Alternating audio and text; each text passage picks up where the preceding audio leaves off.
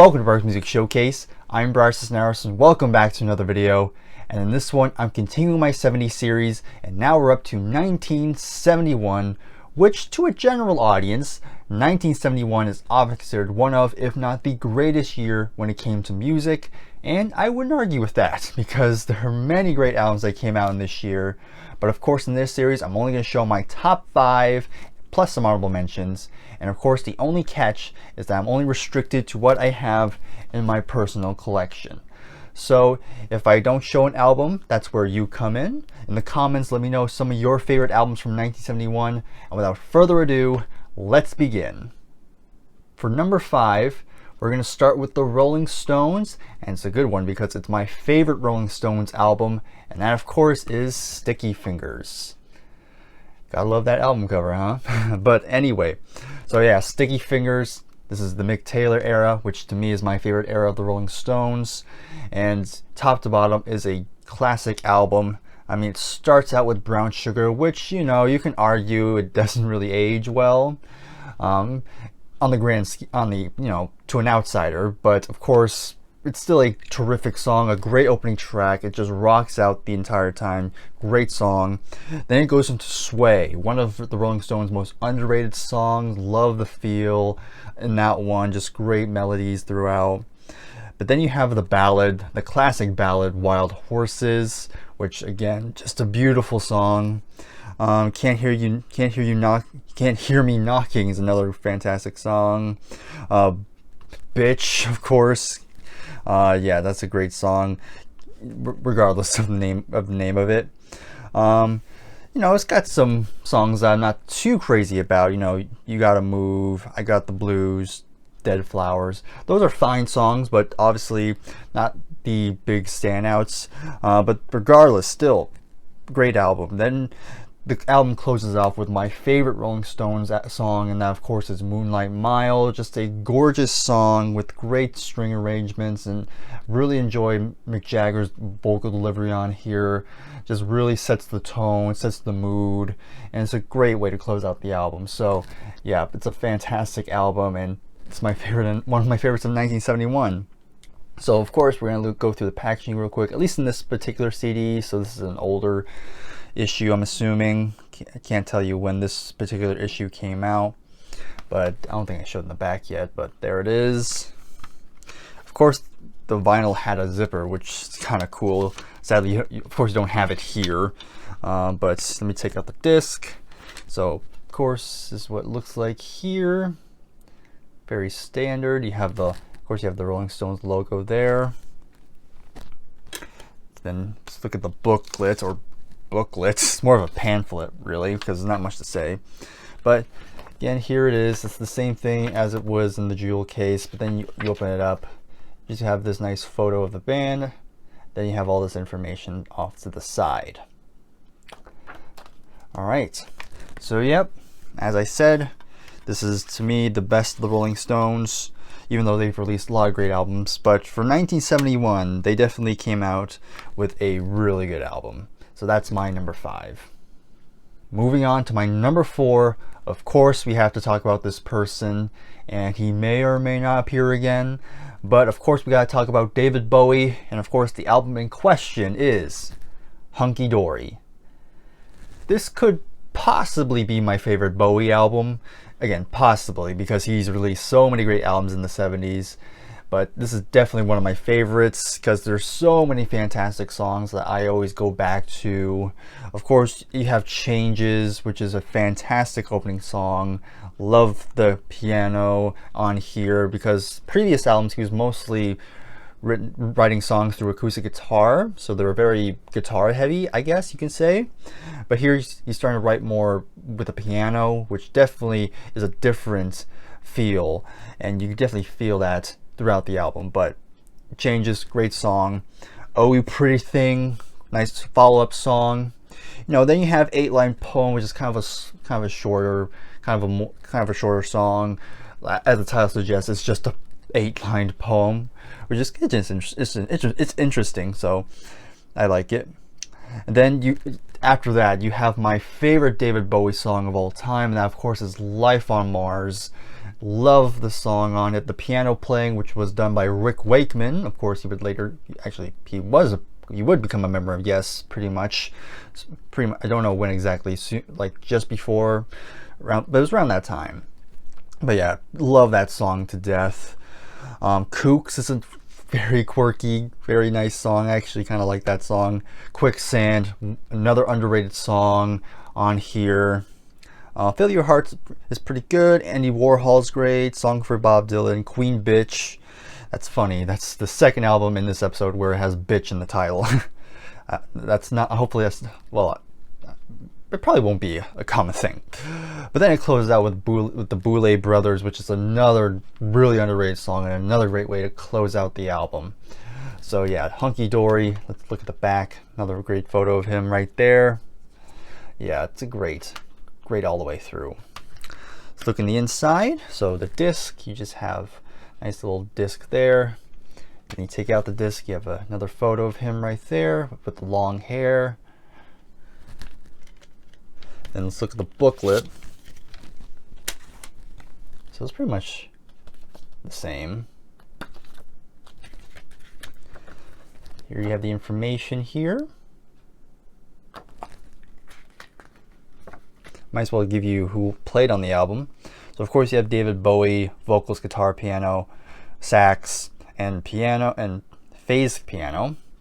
Mick Ronson, of course, on guitar, vocals, and mellotron.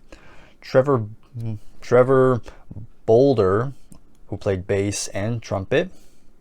Woody Woodmincy,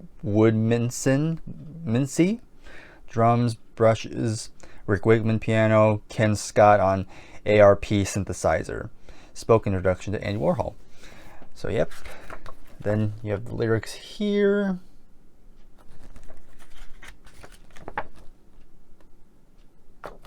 And that's pretty much it.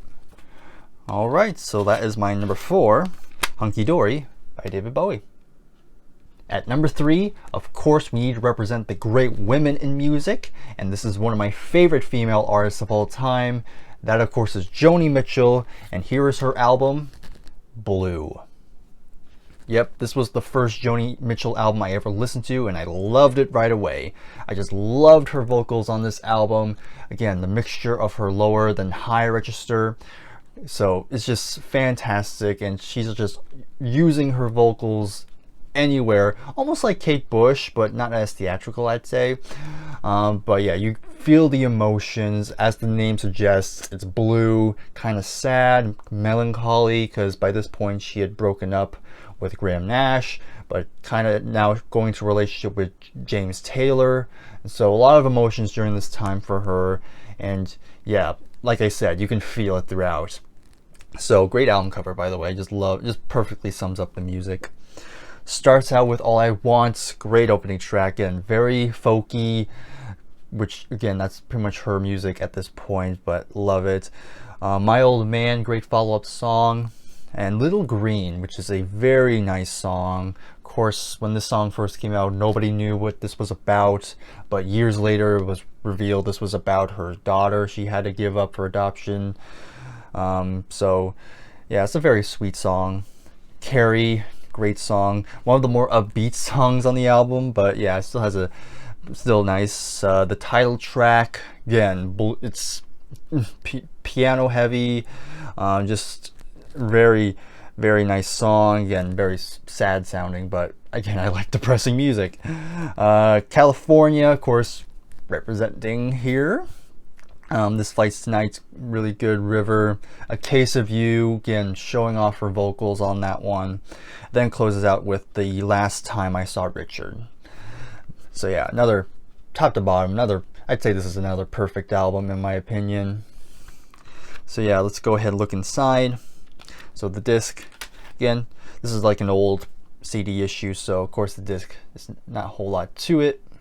Just gives you the minimum, of course. Then the booklets, actually is a booklet. Here it is, there, and then on the back you have nothing.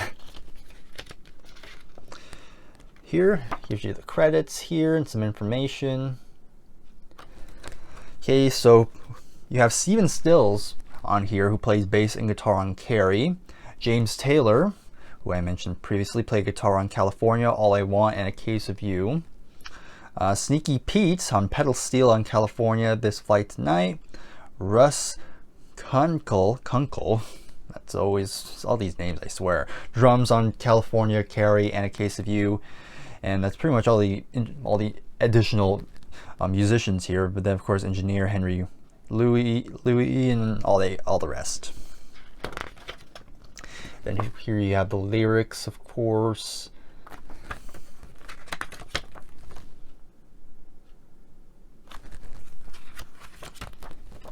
Last page, by the way. Now we're here. All right, so that is my number 3, Joni Mitchell with Blue.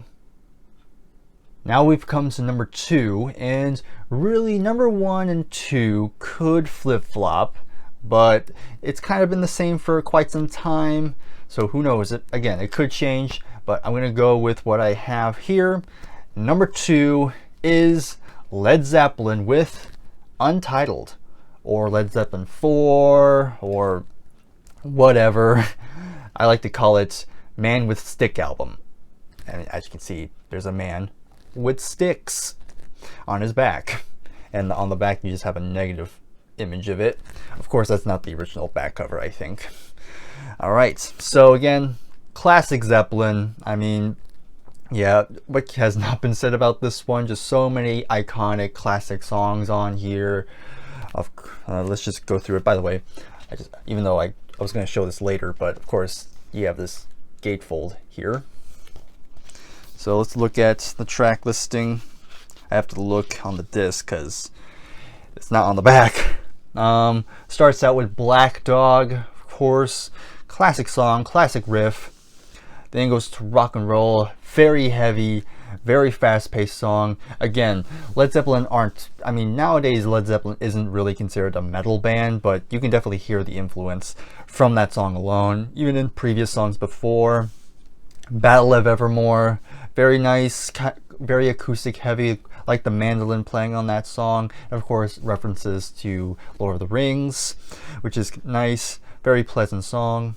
Then you have Stairway to Heaven. I mean, whether it's overplayed or not, I don't care, but to me it's still a fantastic song, a classic song. Well, of course you can't really play it in most guitar stores. Hey!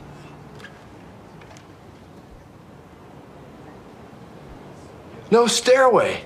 Denied. But regardless, it's still a fantastic song. Like, it just takes you on a journey, and it's just a fantastic song. I love it. I still love it. Okay, Misty Mountain Hop, great song as well. Like the keyboards on that one. Four Sticks, probably my least favorite song on the album, but it's still pretty good. You know, I don't hate it. Then you have Going to California. Again, the second song in this episode that has California in the title. I can't help it. I'm biased. But yeah, it's another great acoustic number, and I love Robert Plant's vocals on that track. And then of course it closes out with When the Levee Breaks, which again, Bonham's drumming, just the biggest standout, and the harmonica playing. Yeah, I love it as well. So let's look at what it has to offer. So here is the disc. Again, replicating the Atlantic label, which is what I was reading off of. Let me just put that back. Let me just show you the rest of what this particular CD has. Of course, I already shown this already, but when you open it up even more, you have this little these little photos here. A couple photos of the band and a live shot, which is pretty cool. Now this is a deluxe edition, not addiction. Well, there was addiction at that time, but here you have a second disc, which has a lot of like, what is this? I don't know. I can't remember what was in the second disc, but oh well. You get what I'm trying to say. It does come in the booklet. It's in the center, which is kind of odd. So let's just have to slide out over here. There it is. Try to go through this quickly. Here you have some live shots here. Very nice. More live shots. That's a good live shot, by the way.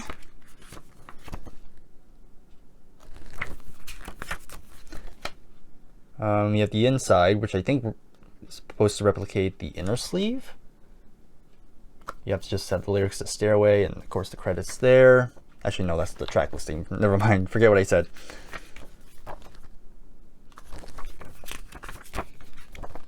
No lyrics. Yep, no lyrics. Oh yeah, so disc 2 has a bunch of like alternate mixes and stuff like that. Yep, classic album. So that's gonna be my next, that was my number 2. That is Zeppelin IV. Also, side note, just want to quickly showcase this magazine because I've had this magazine for quite some time now, and I've shown it before in a past video. But what's cool about this magazine, just to kind of remind people who haven't seen that particular video, but what's good about this magazine is that it actually comes with different, each has a little, it kind of has different sections where they talk about each album individually, what goes on behind the scenes and stuff like that. And here they have one for Led Zeppelin IV, which they called Untitled, and it just gives you like all the great information. Here's some basic info here, like it sold over 23 million copies, at least by the time this was written, which is very cool. So yeah, I just want to quickly show that off. I think it's a really nice read, gives you a lot of great photos, just tells you what was going down at that time. So yeah, again, just something a bit random. Sorry. So now let's go to some honorable mentions.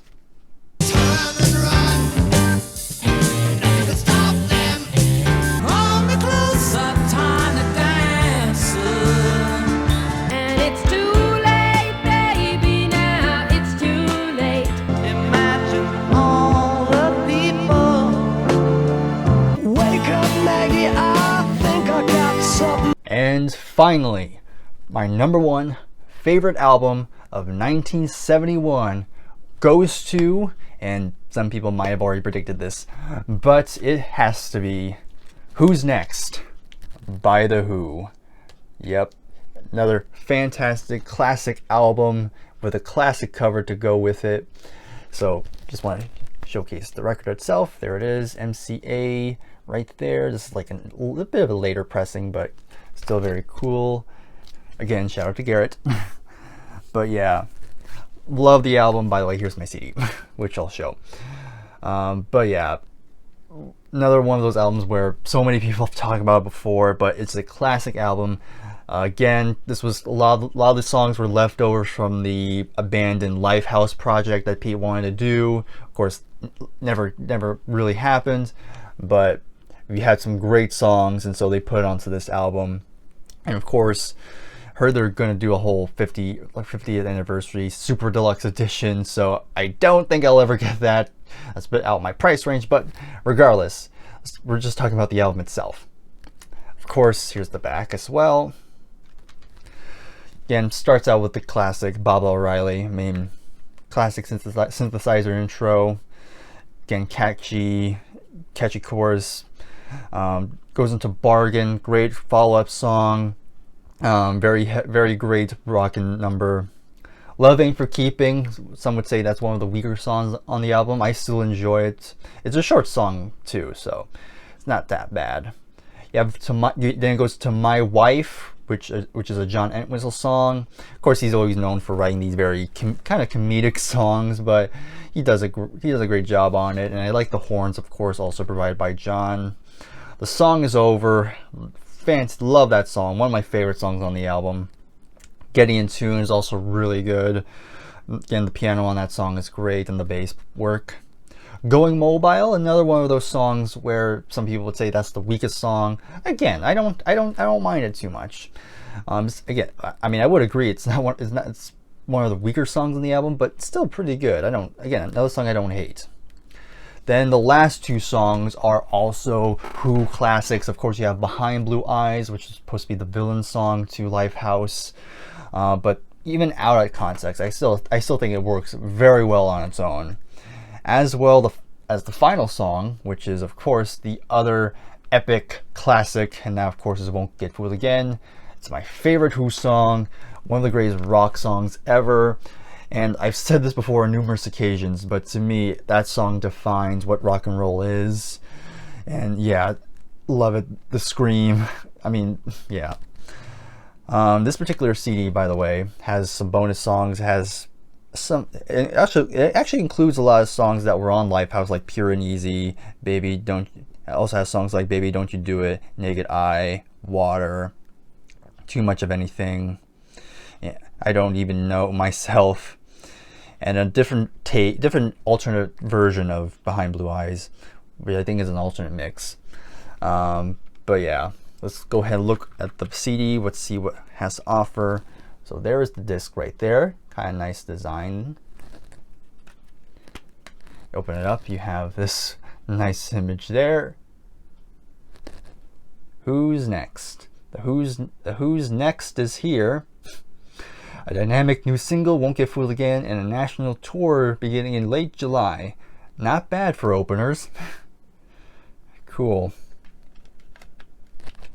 Let's look at the booklet. It's a thick booklet too. There's the back of the booklet. Okay. Gives you some history and some information there. Again, letting you know what was going down before. Talking about the whole Lifehouse situation. Some photos here and there.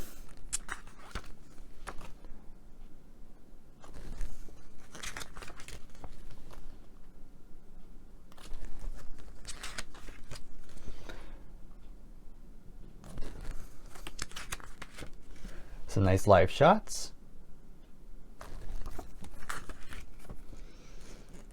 And they actually give you a little small paragraphs of each song. Even gives you a little information on some of the bonus stuff. Alright, might as well read one of these. Let's read Won't Get Fooled Again. So, Won't Get Fooled Again. First recorded, then rejected in New York on March 16, 1971, this became the first song to be worked on with Glyn Johns during a trial session at Stargroves with the Rolling Stones Mobile Studio in April of 1971. This version, unlike the New York original, used the synthesizer track from Pete's demo and was edited down for the single, which reached number 9 in the UK and number 15 in the USA. Played on stage at the Young Vic and retained at every Who concert thereafter. So yeah. And of course, a little behind the scenes of shooting the album cover in there. That's always nice.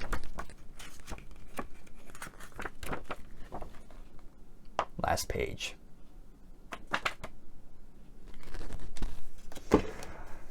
Alright, so yep, that is my number 1 pick for 1971. So thank you very much for watching. If you've enjoyed this episode, please give this video a like, subscribe if you're new. As I said in the beginning, let me know some of your favorite albums of 1971, whether it's one I've shown before in this episode or ones I have not shown. I always look forward to those. So again, leave those comments below. And until then, I'll see you in the next video.